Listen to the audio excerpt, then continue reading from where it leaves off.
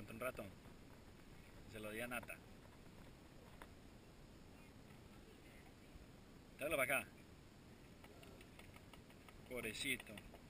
¿Se lo va a llevar? Claro.